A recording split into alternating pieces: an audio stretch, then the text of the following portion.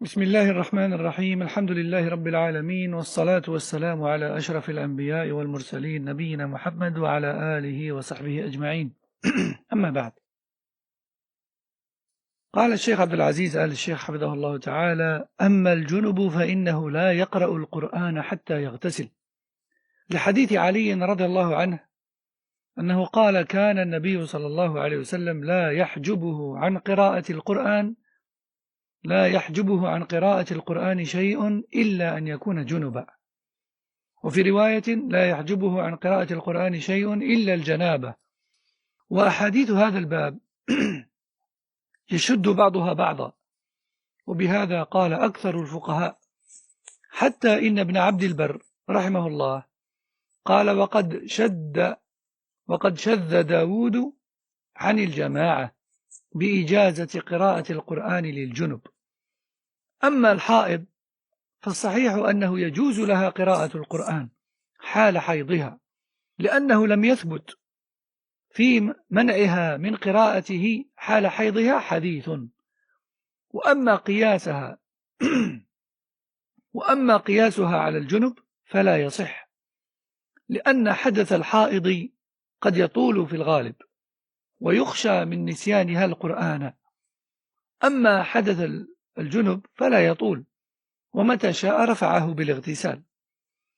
أما مس المصحف فالصحيح أنه لا يمسه إلا طاهر من الحدثين الأكبر والأصغر، لقوله تعالى: لا يمسه إلا المطهرون. ولأن في كتاب عمرو بن حزم: وأن لا يمس القرآن إلا طاهر. قال ابن عبد البر رحمه الله: وكتاب عمرو ابن حزم هذا قد تلقاه العلماء بالقبول والعمل، وهو عندهم أشهر وأظهر من الإسناد الواحد المتصل. ثم قال: وأجمع فقهاء الأمصار الذين تدور عليهم الفتوى وعلى أصحابهم بأن المصحف لا يمسه إلا طاهر. انتهى كلامه رحمه الله. Hier, Cheikh Abdel Aziz Hafidahullah Ta'ala nous a dit qu'il était tout à fait permis de lire le Coran, de prononcer les versets du Coran sans état d'ablution, sans ablution, c'est-à-dire en état d'impureté mineure. En état d'impureté mineure, il est autorisé de prononcer les versets du Coran. Aujourd'hui, il nous dit, Hafidahullah, quant à celui qui est en état d'impureté majeure, alors il ne lui est pas autorisé de lire et de prononcer le Coran jusqu'à se laver. Et ce, en raison de la parole de Ali ibn Abi Talib, qu'Allah l'agrée. Le prophète rien n'empêchait le prophète sallam de réciter le Coran si ce n'est l'impureté majeure. Rien n'empêchait le prophète sallallahu alayhi wa sallam de réciter le Coran si ce n'est l'impureté majeure. Et les hadiths dans ce sujet se soutiennent les uns les autres et vont tous dans le même sens. Raison pour laquelle la majorité des jurisconsultes musulmans sont de cet avis, au point où Ibn Abd al-Barr rahimahullah ta'ala dit: seul Daoud a contrarié ou contredit la majorité des savants en autorisant la lecture du Coran en état d'impureté majeure. Fin de citation. Quant à la femme qui a ses menstrues, eh bien l'avis le plus juste, c'est qu'il lui est autorisé de prononcer et de lire le Coran, car il n'y a aucun hadith authentique lui interdisant cela.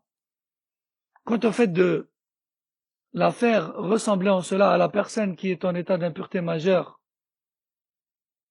autre que les menstrues, eh bien cela n'est pas correct, car la femme ne décide pas comme elle veut d'avoir ses menstrues ou de ne plus les avoir. De plus, les menstrues peuvent tarder et elle peut risquer durant cette période-là, d'oublier ce qu'elle connaît du Coran. Et quant à l'impureté majeure, autre que les règles, il est tout à fait permis d'en sortir par le ghusl. Donc les deux cas ne sont pas comparables.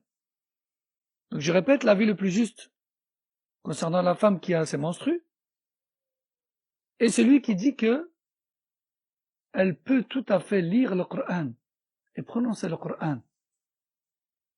Toutefois qu'elle ne le touche pas, bien sûr. Quant au fait de toucher le mushaf, eh bien l'avis le plus juste, nous dit Cheikh Abdelaziz, c'est que cela n'est pas permis dans les deux états d'impureté, mineur et majeur.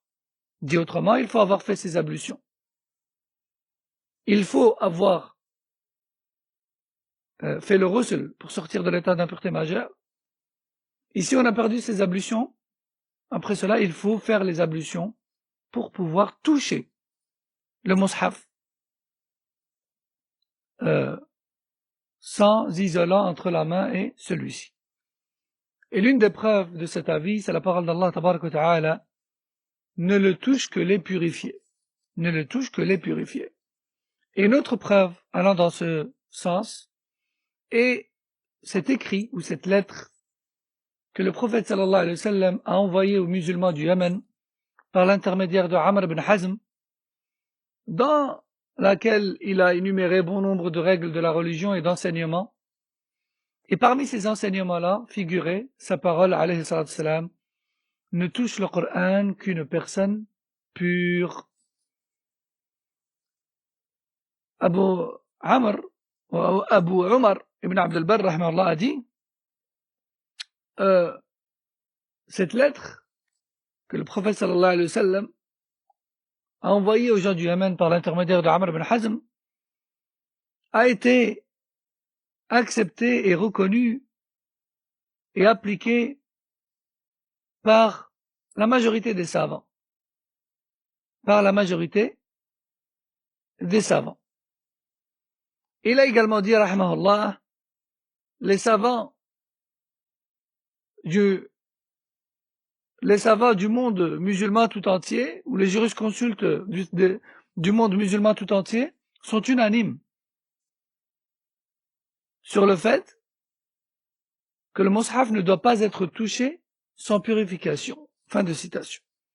هذا والله أعلم وصلى الله وسلم وبارك على نبينا محمد وعلى آله وصحبه أجمعين والسلام عليكم ورحمة الله وبركاته.